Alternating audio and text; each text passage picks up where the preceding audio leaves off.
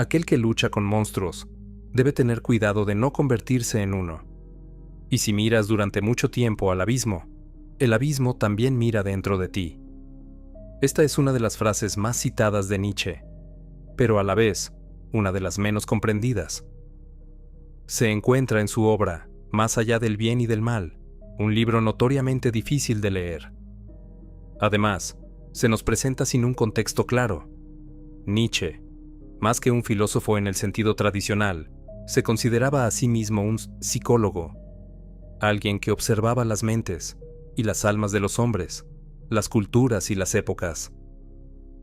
Gran parte de Más allá del bien y del mal se centra en lo que él llama los prejuicios de los filósofos. En este mismo libro, donde aparece el famoso aforismo del abismo, Nietzsche aborda su concepto de perspectivismo. Según esta idea, la filosofía de una persona no está determinada únicamente por la calidad de su pensamiento, sino por factores como su salud, su personalidad y su constitución psicológica.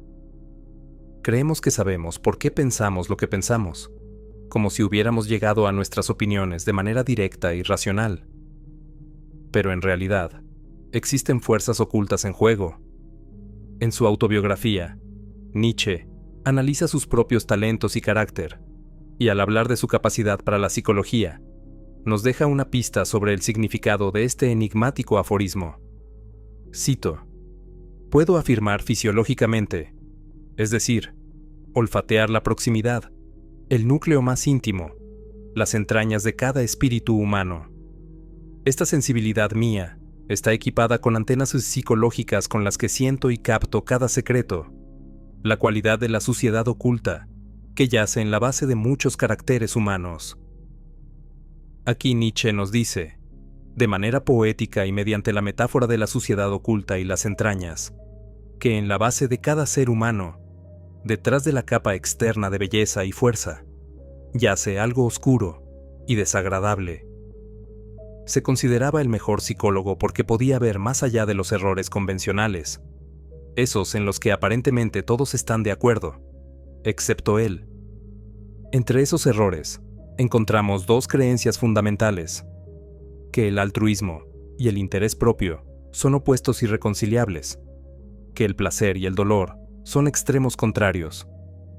Nietzsche rechaza estas dicotomías y busca ir más allá de estas oposiciones simplistas, pero no lo hace como lo haría Hegel, quien proponía que los opuestos se sintetizan en una nueva verdad superior. Nietzsche toma el camino opuesto. No asciende, sino que desciende hacia las profundidades, hacia el abismo. Mientras que Hegel veía el progreso como un avance gradual del Geist, o espíritu del mundo, Nietzsche apunta en dirección contraria. Donde Hegel mira hacia el cielo, Nietzsche apunta al infierno. Nos lleva de vuelta al caos primordial, a un estado anterior a la imposición de conceptos estáticos que han gobernado nuestro pensamiento.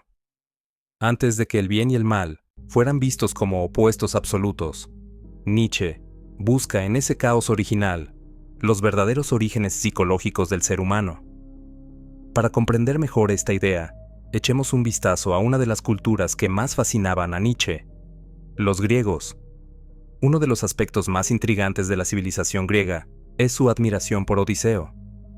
Mientras que Aquiles es recordado por su furia, su coraje y su destreza en el combate, Odiseo es célebre por su astucia y capacidad para engañar. Una de sus características más definitorias es su habilidad como embaucador, logrando escapar de problemas mediante mentiras y estrategias. Y sin embargo, los griegos lo consideraban un héroe. Los romanos, en cambio, tenían una visión muy diferente. Para ellos, Odiseo era un mentiroso y cobarde que carecía del concepto romano de honor. Hoy en día, tendemos a valorar más a una persona que triunfa mediante el valor y la fuerza, que a alguien que lo hace con engaños y estrategias. Pero para los griegos, la inteligencia y la astucia de Odiseo eran virtudes. Entonces la pregunta es, ¿por qué los griegos consideraban virtuoso el engaño, la mentira y lo que algunos llamarían cobardía? Esta misma cuestión intrigó a Nietzsche, quien dedicó gran parte de su obra a explorar lo que llamaba el espíritu griego, muy distinto a nuestra visión moderna, moldeada por siglos de filosofía, ciencia y cristianismo. Comprender verdaderamente la mentalidad griega es un desafío. Para hacerlo, es necesario imaginar, aunque sea por un momento, un mundo sin la moral cristiana, ya que ésta era completamente ajena a los griegos. Cuando Nietzsche habla de la cultura griega, suele referirse a los tiempos anteriores a Sócrates y Platón. Según él, la cultura griega ya estaba en declive cuando Sócrates apareció en escena, y este declive se aceleró aún más con la filosofía de Platón. Platón introdujo en el mundo una dualidad radical. Su teoría de las formas sostenía que el mundo material, lo que percibimos con los sentidos, no era lo más importante. Esta filosofía tuvo un impacto psicológico profundo, ya que dividió la realidad en dos mundos. Un mundo de apariencias, donde todo es imperfecto y engañoso. Un mundo verdadero, inmutable y eterno, al que solo se accede mediante la razón. Nietzsche argumenta que los griegos anteriores a Platón veían el mundo de una manera completamente distinta. No estaban atrapados en esta separación entre lo que parece y lo que es.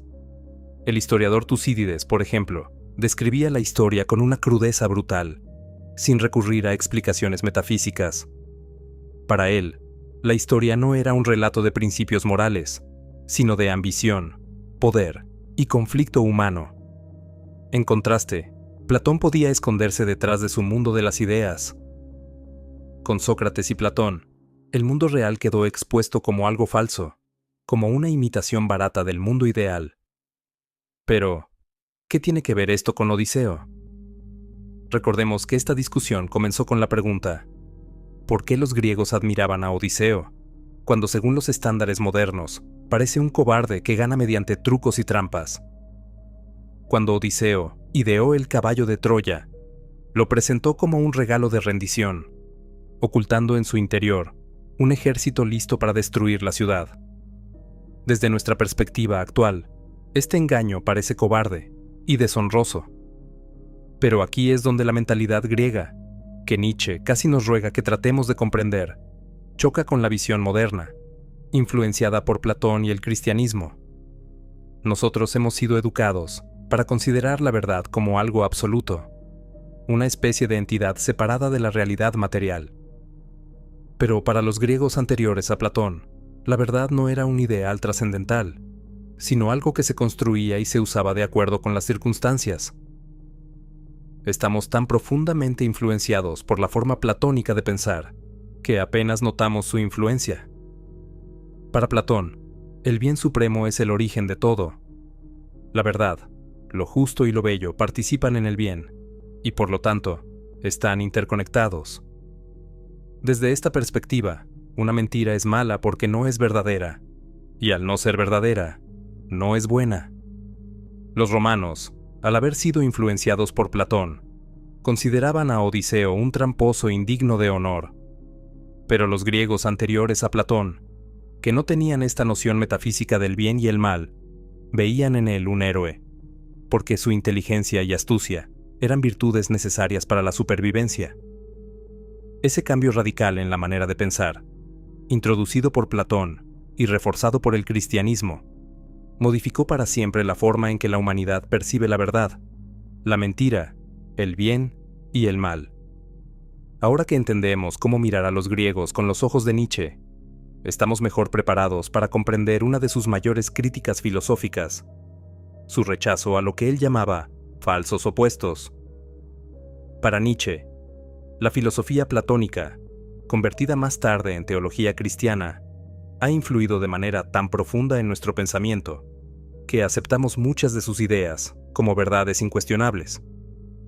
Un ejemplo de esto es la creencia en pares opuestos como verdad versus mentira, bien versus mal altruismo versus egoísmo. Nietzsche desafía la idea de que estos conceptos sean absolutamente opuestos, sugiriendo que en realidad están conectados de manera insidiosa. Esto nos lleva a lo que Nietzsche describe como nuestra primera mirada al abismo. Platón había construido un sistema filosófico para justificar su creencia en estos pares de opuestos. Para él, la verdad es preferible a la mentira, porque la verdad forma parte del bien supremo. La teología cristiana reforzó esta idea, afirmando que la verdad proviene de Dios, mientras que la mentira proviene del mal. Sin embargo, Nietzsche se atreve a cuestionar esta base. ¿Qué pasaría si todo esto estuviera equivocado? El abismo de la naturaleza humana.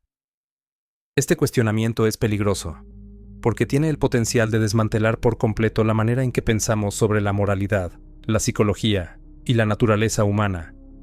Nietzsche, al verse a sí mismo más como un psicólogo que como un filósofo, también argumenta en contra de la existencia de oposiciones psicológicas. Así como los griegos anteriores a Platón, no veían una distinción clara entre apariencia y realidad, tampoco percibían una oposición rígida entre egoísmo y altruismo.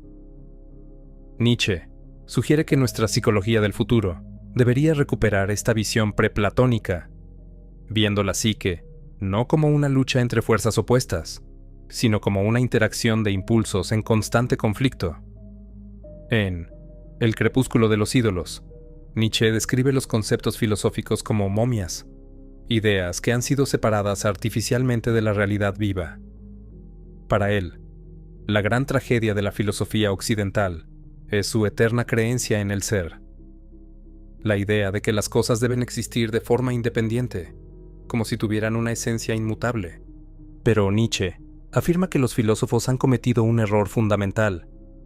Han puesto la última idea en primer lugar. Han tomado conceptos como Dios, la verdad, el bien, la belleza, y los han convertido en la causa de todas las cosas. En realidad, sostiene Nietzsche, el punto de partida no es Dios, ni el bien, ni la verdad absoluta. El punto de partida es el mundo material, el caos del devenir. Si logramos quitarnos las gafas platónicas, veremos que el mundo no es estático ni ordenado, sino un torbellino de fuerzas en lucha constante. Imperfección, cambio, muerte, error, engaño. El primer paso hacia una nueva psicología del futuro es liberarnos de la obsesión por lo estático y aceptar que la realidad, incluida nuestra propia psique, está en flujo constante. Cada vez que intentamos congelar un concepto en el tiempo, darle un significado fijo, lo estamos momificando. Estamos reduciendo el caos a un esquema simplificado, porque nos aterra la incertidumbre. Pero Nietzsche advierte que la oscuridad, la incertidumbre y el peligro son tan importantes como la belleza y la verdad.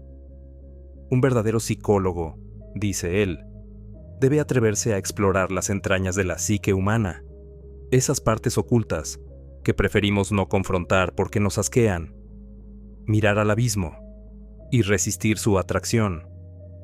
Es en este punto donde Nietzsche nos advierte sobre el riesgo de explorar la oscuridad.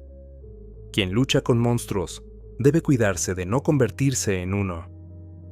Para él, la crueldad es una parte esencial de la condición humana, algo que no puede ser simplemente descartado como un error o una desviación. Los filósofos anteriores han tratado de explicar la crueldad de distintas formas. Platón y Sócrates decían que la crueldad era producto de la ignorancia. El cristianismo argumentaba que la maldad provenía de la naturaleza caída del hombre. Los pensadores de la Ilustración creían que el problema era la falta de educación. Pero Nietzsche rechaza estas explicaciones. Él afirma que el deseo de infligir dolor, de dominar, de imponer la voluntad sobre los demás, no es un error, sino una característica fundamental de la especie humana. Incluso cuando actuamos de manera altruista, muchas veces lo hacemos porque nos hace sentir poderosos. Para Nietzsche, el deseo de poder está en la raíz de todas nuestras acciones, incluso en aquellas que consideramos nobles o desinteresadas. Esto significa que no debemos engañarnos a nosotros mismos. No podemos seguir justificando nuestra naturaleza con mentiras reconfortantes. Debemos mirar dentro de nosotros mismos y reconocer que la crueldad, la ambición y el engaño no son anomalías, sino partes inevitables de nuestra psique. Sin embargo, Nietzsche advierte que mirar demasiado tiempo al abismo puede consumirnos. El verdadero desafío no es negar nuestra oscuridad, sino integrarla sin permitir que nos domine. Enfrentar el abismo sin convertirse en él. Si aceptamos la visión de Nietzsche, debemos asumir que dentro de cada ser humano existen fuerzas contradictorias, impulsos que no pueden ser reducidos a una lucha entre el bien y el mal. La tarea, entonces, no es eliminar nuestra oscuridad, sino comprenderla y dominarla. Aquí es donde Nietzsche hace su advertencia más poderosa. Quien lucha con monstruos debe cuidarse de no convertirse en uno. Es fácil condenar la crueldad, la ambición y el deseo de poder cuando los vemos en los demás. Pero al enfrentarnos a ellos, corremos el riesgo de asimilar esas mismas características. La historia está llena de ejemplos de personas que, en su afán por combatir el mal, terminaron replicando su violencia y opresión. Por eso Nietzsche nos advierte que, cuando miramos el abismo también nos mira a nosotros. Este aforismo sugiere que, al explorar los aspectos más oscuros de la naturaleza humana, podemos descubrir cosas que nos resultan perturbadoras. Si miramos demasiado tiempo esa oscuridad, corremos el riesgo de ser consumidos por ella.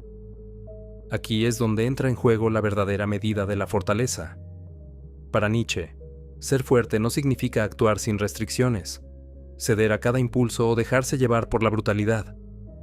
Ser fuerte significa tener el poder, y aún así, elegir cuándo usarlo. Los débiles y decadentes responden a cada estímulo, son prisioneros de sus impulsos.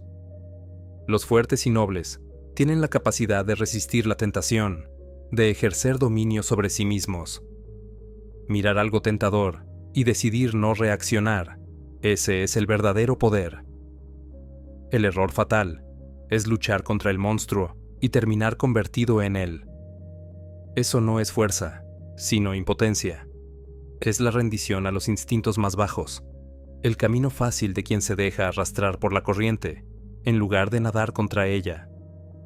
Por eso, aunque Nietzsche nos anima a aceptar nuestra naturaleza, también nos dice que no permitamos que nos consuma.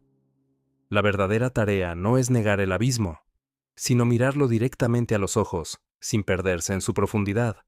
Es enfrentar al monstruo dentro de nosotros, sin dejar que nos transforme en uno. El abismo representa todo lo que rechazamos: la brutalidad, la crueldad, la ambición, todas esas partes de la psique que la moral tradicional ha intentado reprimir o erradicar. Pero Nietzsche nos dice que estas fuerzas no pueden ser eliminadas. Aquellos que intentan mejorar la humanidad eliminando su lado oscuro, en realidad la están enfermando y debilitando. Para Nietzsche, la clave no es destruir estos impulsos, sino integrarlos de manera consciente y equilibrada. Sin embargo, esto debe hacerse con moderación y control, porque luchar contra la bestia con métodos monstruosos no es una victoria, sino una capitulación. La rendición a nuestros instintos más bajos no nos hace más fuertes, sino más débiles. Mirar al abismo y seguir siendo humano cuando exploramos las partes más oscuras de la psique humana. Debemos estar preparados para lo que encontraremos. No podemos enfrentar la oscuridad sin correr el riesgo de ser devorados por ella. El verdadero desafío es sumergirse en el abismo y salir de él, no como una bestia, sino como un ser humano más completo. Para concluir, recordemos nuevamente la cita fundamental de Nietzsche en Más allá del bien y del mal. Quien con monstruos lucha, que cuide de no convertirse a su vez en un monstruo. Y si miras durante mucho tiempo al abismo, el abismo también mira dentro de ti.